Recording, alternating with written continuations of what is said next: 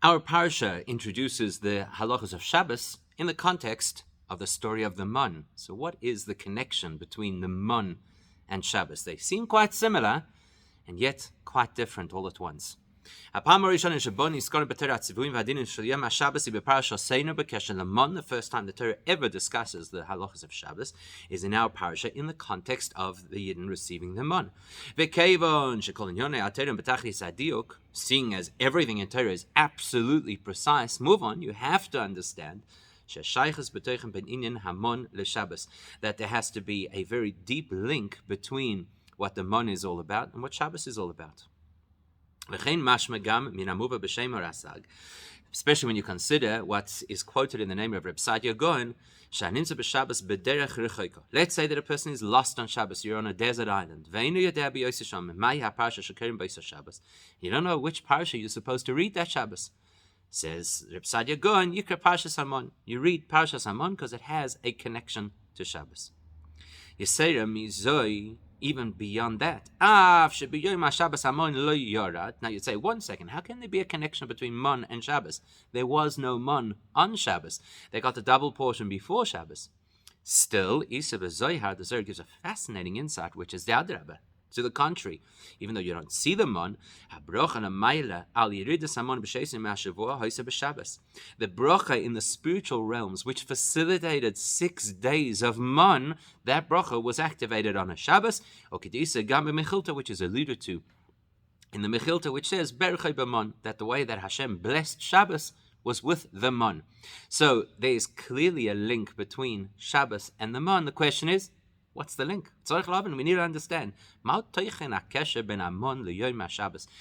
is the contextual connection between mun and Shabbos? Because at face value, you're not going to detect any similarity between the mun and Shabbos. But not only that, they actually appear to be totally separate concepts. Shabbos applies with all its details at all times, in all places, for all Jewish people. Whereas the mun was a short-term experience in a specific place, only for these 40 years, and only for the Jews who lived in the Jewish camp in the desert. Sounds very, very dissimilar to Shabbos. Shabbos is universal, and the mun is incredibly specific. Now, the easiest way to explain it is because, look, Shabbos is a day of rest, and the mun was a way of getting your provisions without major effort. So maybe that's the link. The simplest way to explain this would be that the common denominator between the mun and Shabbos is neither requires work. Mun was bread that descended from heaven, and therefore you didn't have to plow a field, you didn't have to plant, etc. Shabbos is similar. Not only are you not allowed to actually do the 39 categories of work on Shabbos, part of the pleasure and enjoyment of Shabbos is mitzvah. You shouldn't even think about your needs, your business, etc. The psychology of Shabbos is that it is a time where you feel that all your work has already been completed. So you see, it's also a time of no stress, no work. That's perhaps the common denominator. It's just not enough of a link, because there's two things to consider over here. Number one, Aleph,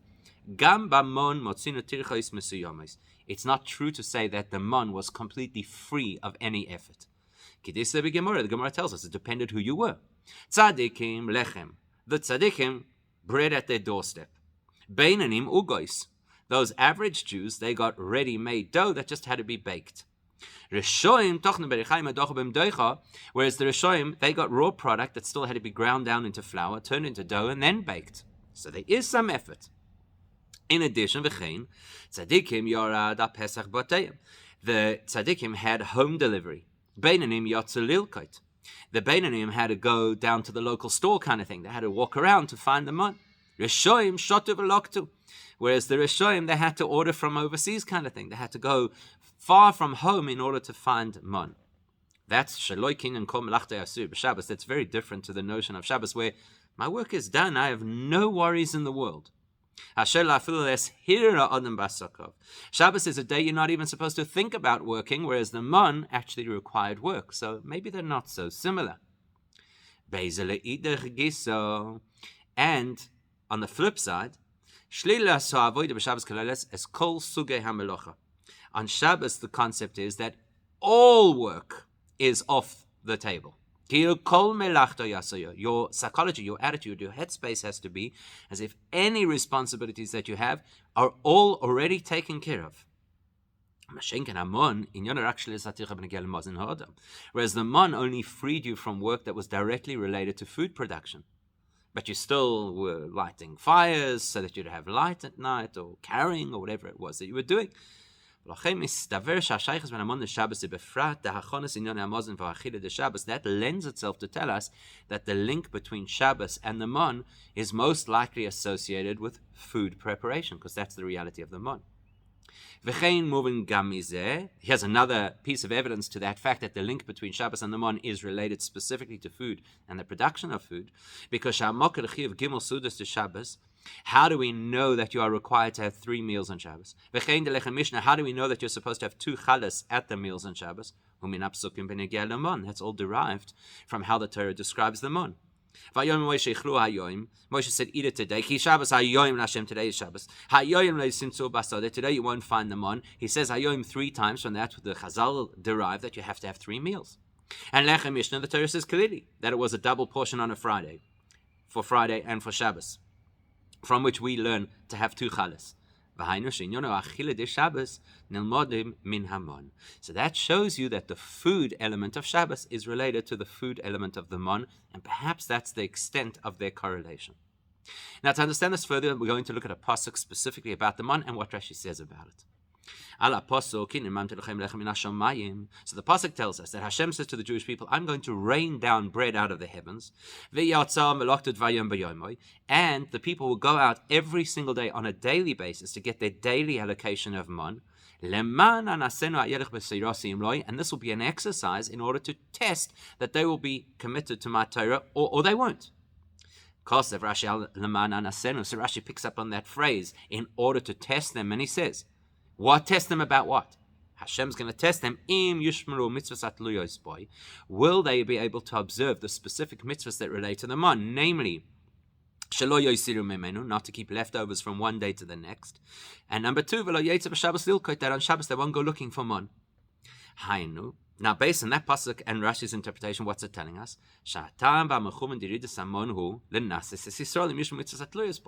That one of the key principles, one of the main purposes of the mon is to test that the Jews will respect the mitzvahs that Hashem gives them in relation to the mon, which are that they won't keep leftovers and they won't go looking for mon on Shabbos. So now, if that's the case, that's what the mon is all about, not worrying about tomorrow and not going to find food on Shabbos. Then we have to understand these 2 factors, these 2 mitzvahs that are specific to the mon, that you won't keep leftovers, and that you won't go looking on Shabbos. What's the connection? Why is that the whole point of the mon? The whole point of the mon is that you're not going to keep leftovers. The whole point of the mon is you're not going to look for food on Shabbos. Why is that the essence of the mon? Well,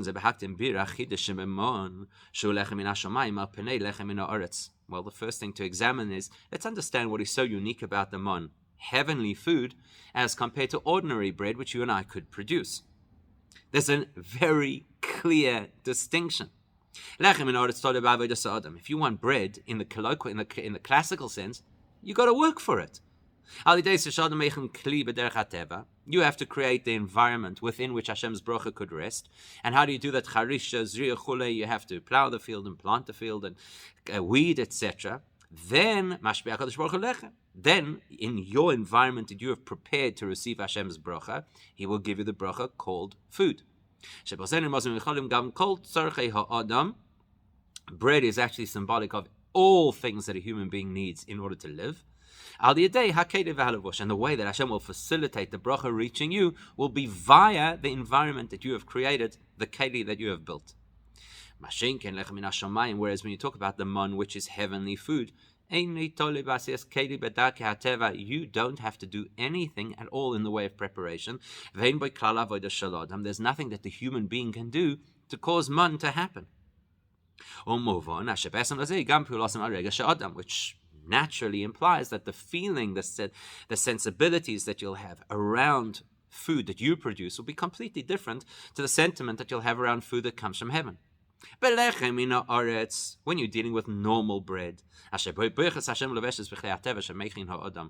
the system is that Hashem's brachos will be enveloped inside a human endeavor project, that's your keli through which you get the bracha. Yes, of course, the person will be conscious of that.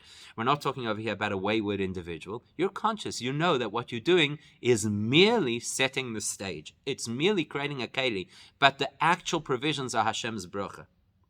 Not only do you know that,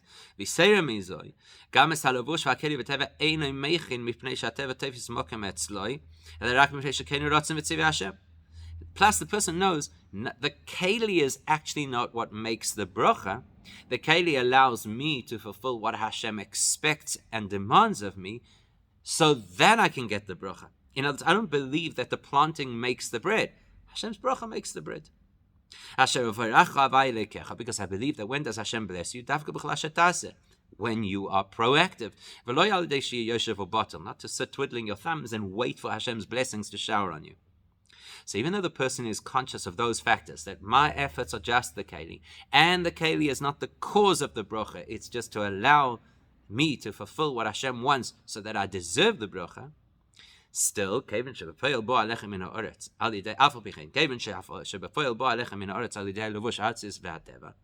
fact remains that the bread arrives in my world via a natural process. And that natural process was facilitated by my efforts. I, by nature, will feel I did something over here. I achieved something over here. I'm not a nobody. I achieved something over here. Whereas when man falls out of the sky, where I have done zero to impact that provision, then that elicits out of me absolute trust in Hashem, because then I realize I'm completely powerless in this process. So now, move on. With that, we can understand that the particular tests that were embedded in the Mon experience, namely, that Hashem's testing, will we keep the mitzvahs associated with it, like not holding over any food for tomorrow? That is the objective of the whole process of Mon. Because what is the objective of Mon? In order to expose, and thereby to test. The entire process of Mon is designed to bring out bitachon within the Jewish human experience. Meaning, the exercise of the Mon was to train us to come to the realization that everything that we have is 100% from Hashem, without any intervention of human endeavor, without any keli that contributes to it happening. And therefore the goal of the Mon was to completely negate the possibility that a person should be worried about tomorrow. The moment I realize that I have absolute trust in Hashem, that I am in no way the cause of my provisions, then I shouldn't worry about tomorrow. How could I worry about tomorrow? I have to have absolute trust in Hashem. Okay, this is like the Medrash Tanchuma tells us that the Mon would fall day by day. The implication of those words is Misha bara yom bara parnasasai, that the same person who created, the same entity that created days, created the provisions for each day. Mikan hoyer Rabbi Elazar Madoy Omer, from which Rabbi Elazar Madoy taught a very powerful principle. Any person who has food to eat today, And is anxious about what am I going to eat tomorrow. That's the person who lacks emunah. So what's the goal of the man? To drive home the message that the Eibishter is the ultimate provider and doesn't need our efforts. Therefore, we have to trust absolutely that the Eibishter will give us what we need.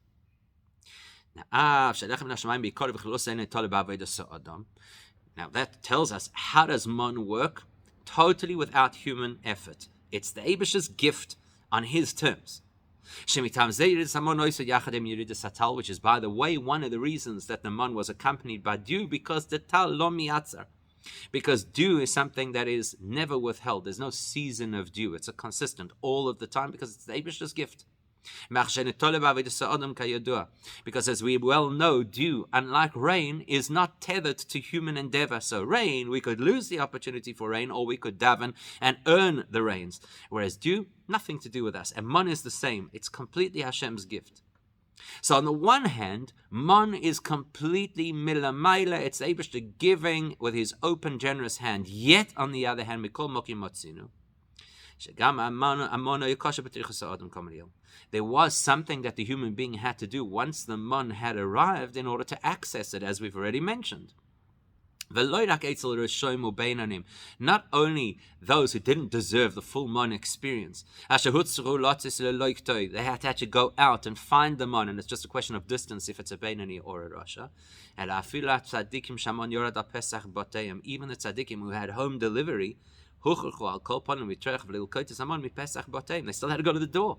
Meaning to say, it didn't manifest in their kitchen, in the bowl, ready to eat. So there had to be some kind of human endeavor. And we need to understand why. Furthermore, the very fact that there are three classes of Jews who have three different degrees of how much effort they need to invest to get their man, that is the greatest evidence that the man is not completely divorced from human endeavor. Because if it was purely Hashem's gift, it would not discriminate between a tzaddik and a rasha. The fact that it takes into consideration this person is a rasha, so therefore they're going to get raw product and at a far distance from their home, tells us that human avoida is somehow part of the picture.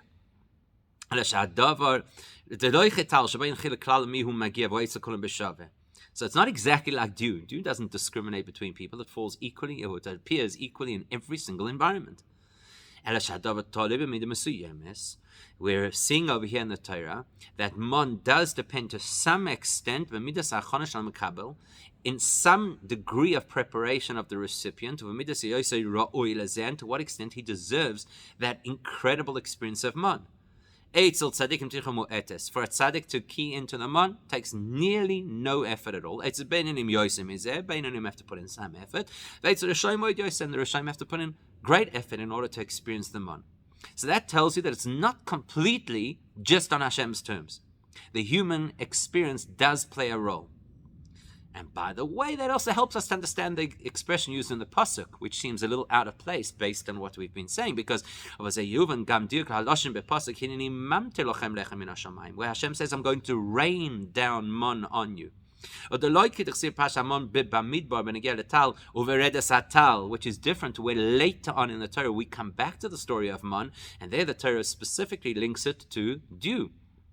Here it uses the expression of rain. Surely that is contradictory to the whole notion of what the tal is all about, what the man is all about. Because because as we've already said, rain is relative to human endeavor. As it is in the natural cycle of rain, rain is formed by evaporation that comes from the earth, which symbolically represents that it's a response from Hashem to human effort, what we have pushed upwards. So how can you use the expression that Hashem rains down man, the heavenly food? If you're telling me that food is completely non-reliant on our efforts. But it turns out that there's a shtickle hybrid over here. Yes, man, by and large, is all about Hashem's gift to us that does not rely on our efforts, similar to dew. But how it manifests in the reality of our world, there is a rain element to it, which means that in a certain way it does actually depend on our efforts. And we need to understand how this hybrid works, because initially we thought that the man is just purely min hashamayim, no effort whatsoever. We aligned it with Shabbos. It's a day where you don't even have to think about your efforts. And now it's emerging that there is some kind of human responsibility over here. So what is the lesson and how does this work? So the explanation is this. The whole reason that there was mon, this heavenly food, was to prepare the Jewish people for the next, more long-term phase of their experience, how to live in a country where you got to work, in Eretz Yisrael. How you live in an environment where you have to produce bread in the classical way.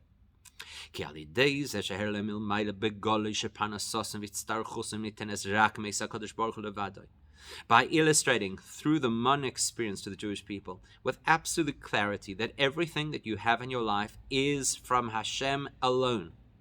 That prepared and empowered them, that even when they would come to settle in a formal land, where they would have to transition into a different way of doing things, where you actually have to work the earth in order to produce food. They wouldn't chas v'sholem forget the principle.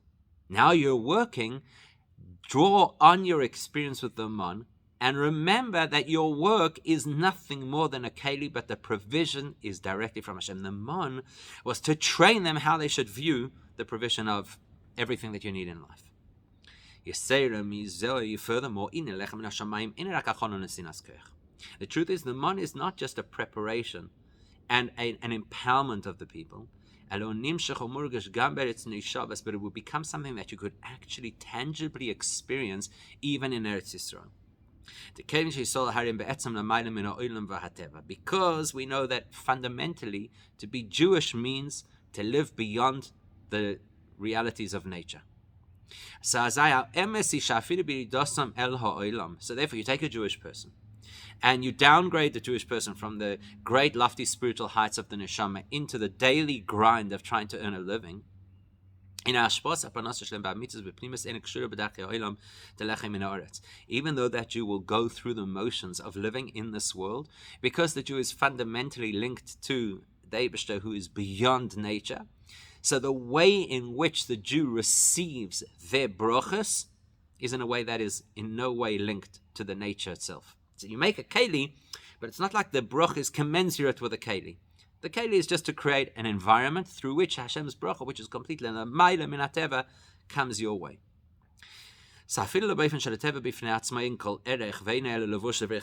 In fact, not only that, not only is the natural order, I have to go to work, I have to plow my field, etc. Not only is that nothing more than just a container, just a vehicle through which brachas come. And the reason I go through those motions is because the Eibush instructed me to do so. Even if you take that approach and say, I have to create the natural process, then I'm acknowledging the power of nature. The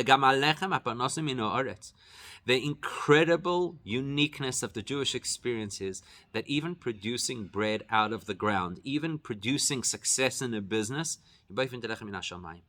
is in a completely heavenly way, which is not bound in any way at all by the order of nature.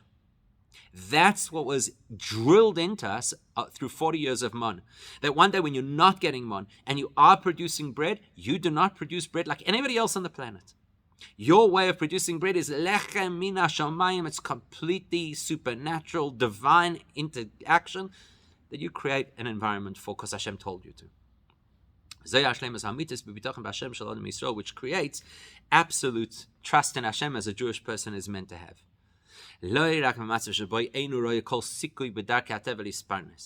Not only when a person is in a dire emergency situation where you don't see any practical way out of it, you don't see any way that you can provide for yourself. So you have no choice. You have to trust that Hashem's going to do a miracle because you cannot see a way forward. Which is like the Jews in the desert. There is no way to eat unless Hashem does this great miracle and sends you the man. You're not going to survive. That's not such a chiddush. It's not such a surprise to us that in those dramatic circumstances somebody trusts Hashem. It's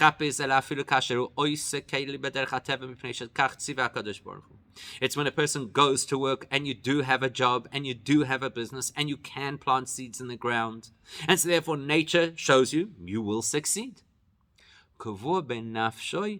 Embedded inside the soul of the Jewish people, is the premise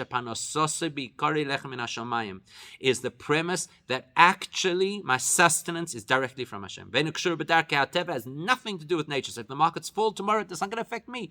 I'm doing these things because the Eibush just said so. And so therefore, when Hashem promises you that He will bless you in everything that you do,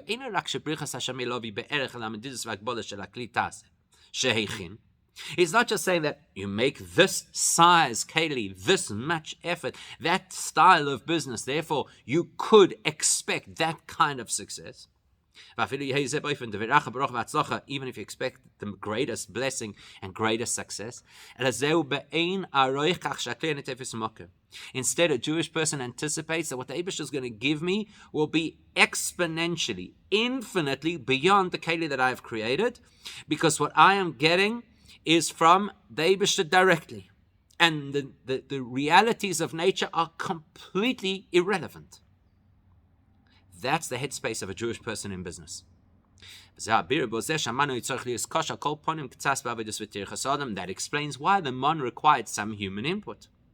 Let's assume that the man just fell down, you didn't have to do a thing. It manifested in the bowl that was in your hand and was ready to eat immediately. Then it would have absolutely nothing in common with their next experience, which would be actually working the land, which could have led a person to mistaken thinking. The person would think, when I'm dealing with mon,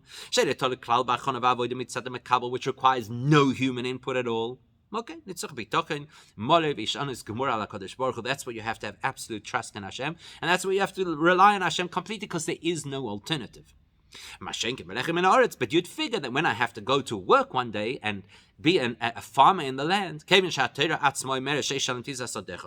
in the Torah says I have to work for 6 of the 7 years. In other words, the Torah expects human effort. I would think that is effectively the Torah acknowledging the reality of the physical world, which I have to take into consideration in the context of my business. And that's not what the Torah wants us to think. That's why even lechem min hashamayim had to come like rain, which required some degree of human input, which would illustrate that even in those circumstances where human input is key, you have to be absolutely conscious of the fact that what comes your way from on high is completely unrelated to human endeavor. It's the Eibishter's gift, and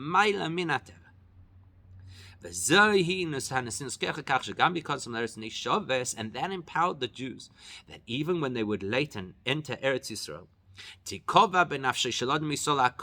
it would be absolutely embedded in every single Jewish person's consciousness that even when you have to work by the sweat of your brow in your field to produce classical bread, it's actually effectively bread from heaven.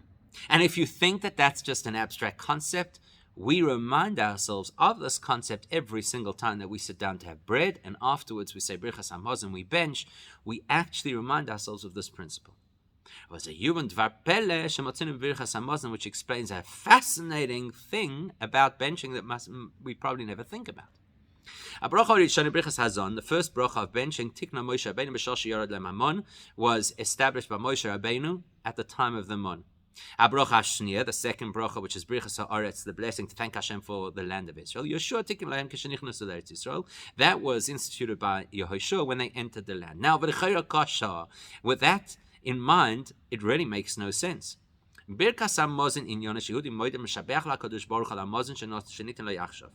Why do you bench? Because you've just had food. Here, now, in our reality, you've just had food, and you're thanking Hashem for that food.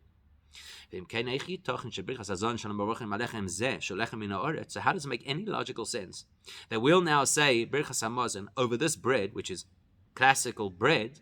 Here, and the way we should bless Hashem is to use a formula devised by Moshe Rabbeinu to thank Hashem for Lechem min Hashamayim, which we don't experience and haven't experienced for millennia. The question is an even stronger question. The fact that you say the first bracha of benching, we derive from the pasuk that tells us that you have to eat and satisfy yourself and then bless Hashem. Says the Gemara, this refers to the first bracha of benching, which is to acknowledge the fact that we've been satiated. And then the pasuk continues and it says, Allah Aretz, that you have to bless Hashem for the land. That's the next bracha where you thank Hashem for the actual physical land of Israel. Simply, what's the intention here?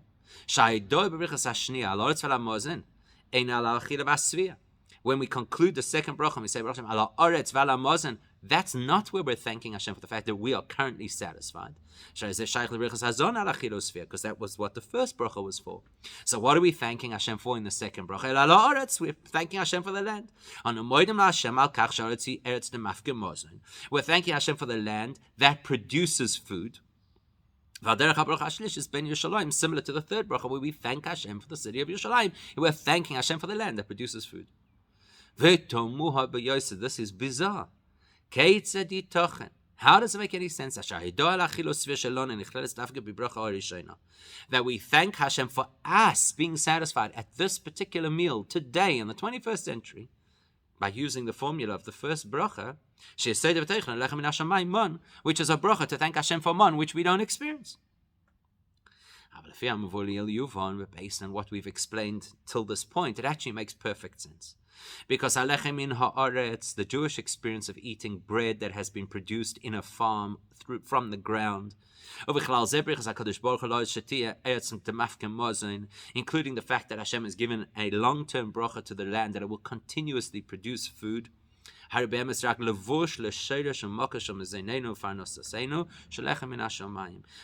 of that is just coating, all of that is just wrapping that contains the real bracha from Hashem, which is lechem min hashamayim. Where does my food really come from? Not from the ground, it comes directly from the Eibishter. And because a Jew fundamentally is conscious of the fact that my food is not the result of my work, and it's not the result of my efforts, but it's the result of Hashem's bracha. It's not even just because I created a keli and therefore that keli facilitated this bracha. It is 100% that whatever I have is Hashem's gift. Move on from that is understood.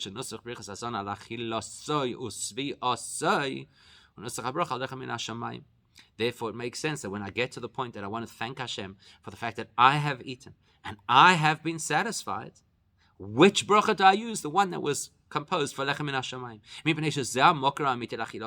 Because that's the reality. The reality is that this bread that is on my plate right now, the meal that I've just finished, lechem min hashamayim, is something completely unshackled from the human or the natural experience. Only once I acknowledge that, then I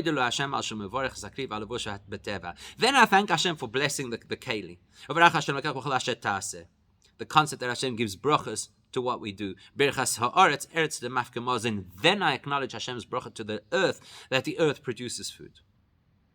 But fundamentally, as a Jewish person, I need to know that the source of everything I have in my life, all of my sustenance, is directly from Hashem. Do not pass begin, without any interventions. Now, with that in mind, we can link the mon back to Shabbos.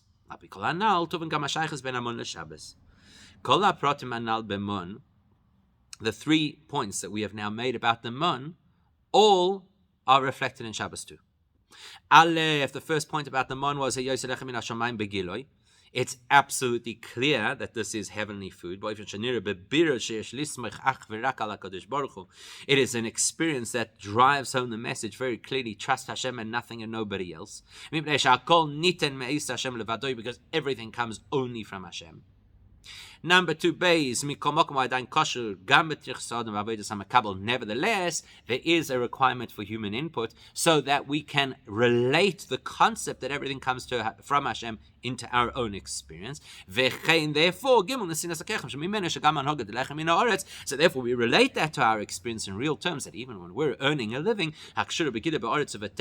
where what we're doing appears to conform only to the rules of nature, I should be conscious that it's not as it appears, and it's directly Hashem's input, and it's directly Hashem's bracha. Those 3 concepts are all part of the Shabbos experience. Into Shabbos. Aleph. Firstly, an interesting thing, when it comes to providing the things that you need for Shabbos, so the Gemara tells us, Hashem says, you borrow money on my account, and you trust me and I'll help you pay it back. Or I will pay. I will pay back your debts. The debts that you create for Shabbos, I'll pay.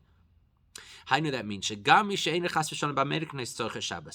it saying? A person who cannot afford to buy things for Shabbos. Not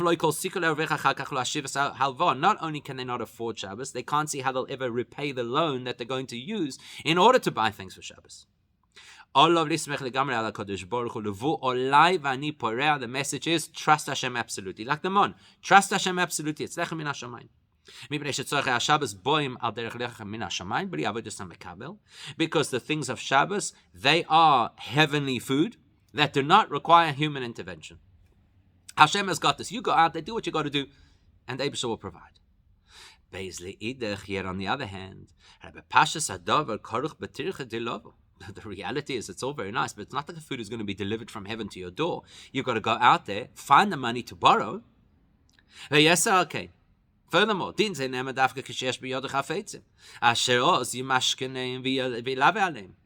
does it say that you can borrow money for Shabbos if you have something to put down as collateral? But if the person has nothing at all to put down as a collateral in order to borrow money, in order to buy the things for Shabbos, what does the Gemara say? Don't borrow. Leave it to the Eibishter, so to speak. So therefore, what's it telling us?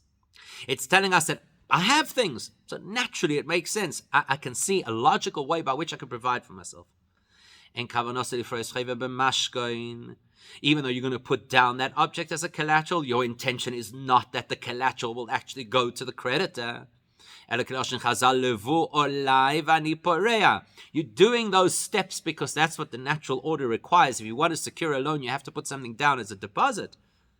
But you're not relying on the deposit. You're relying that Hashem is going to pay. The Eibusha will find a way which I couldn't have anticipated to provide me with a means to pay back that loan. Yet, the fact is the Eibusha does expect me to take some proactive steps, go secure the loan, go put down the deposit on the loan. I have to have something, right? Some kind of an anchor, the so-called keli. But the keli does not become the source of where I'm going to get the money for Shabbos. It's just, this is where the Eibusha wants me to facilitate it. But the bracha will come from Hashem directly. Thirdly, just like the mon would influence the attitude and experience of the Jewish people once they got into Israel, the experience of Shabbos is supposed to color our experience of the entire week.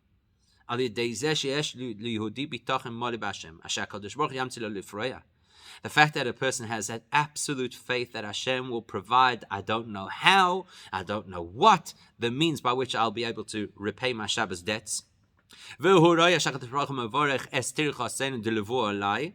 he sees that the Eibusha rewards my efforts of going out and getting that loan.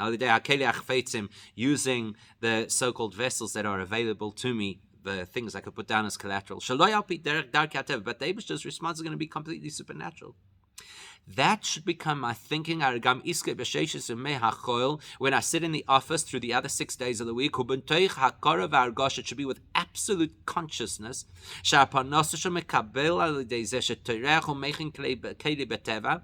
that whatever is going to come my way through all of the efforts, the meetings, the marketing, the strategy sessions, the purchases, the sales that I'm going to do, it's all the Eibishter.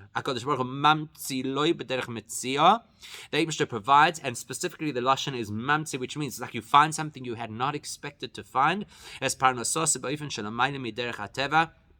your sustenance, your parnas, in a way that is completely unnatural, supernatural. It's just that the Eibishter disguises the delivery system of those brachas within things that appear to be natural. It's such a powerful and important message for each of us to remember, because we so easily get caught up in the expectations of the world and our expectations from the world. We have to remember it comes directly from the Eibishter. It's a fascinating shift of the whole psychology of business and earning.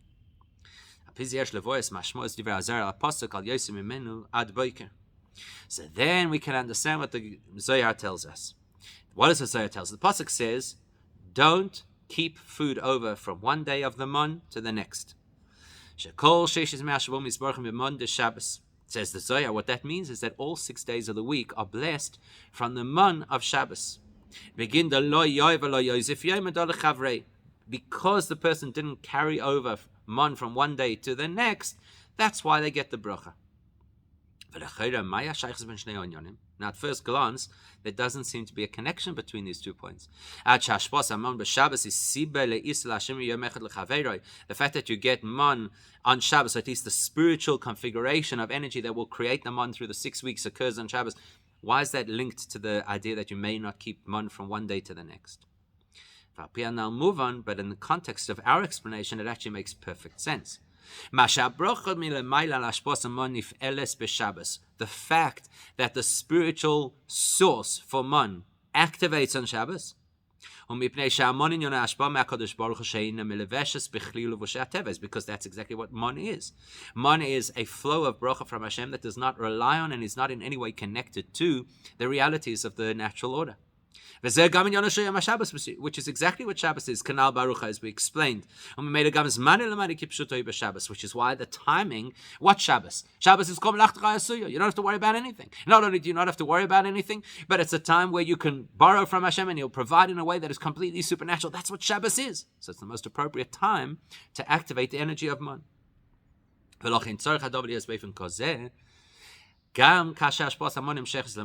So Shabbos represents how the man is conceptually in its source, but it has to translate into how we experience the man in practice. How does that translate into practice? If you don't keep man from today until tomorrow, that shows us that you believe absolutely it's lechem min hashamayim. Hashem mamtzi lochem. The Eibush is going to provide for you. You don't have to worry about tomorrow. But the reality, though, on a Shabbos is that on Shabbos the whole man experience was purely in the spiritual setup. Whereas down here the man didn't physically fall. Because the so-called rain element about the man, which made it different to tal, right? To dew is always there absolutely consistently, whereas the man required some kind of human input. As we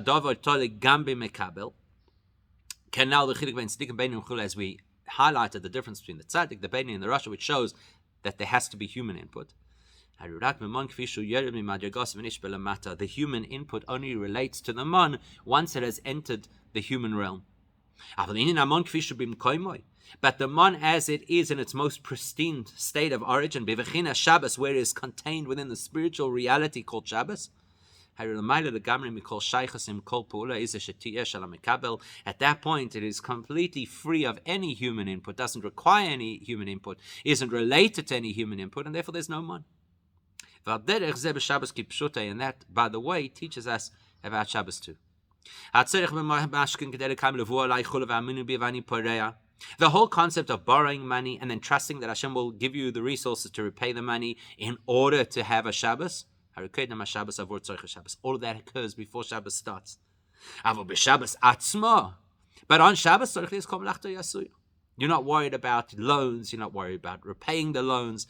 You shouldn't even think about it.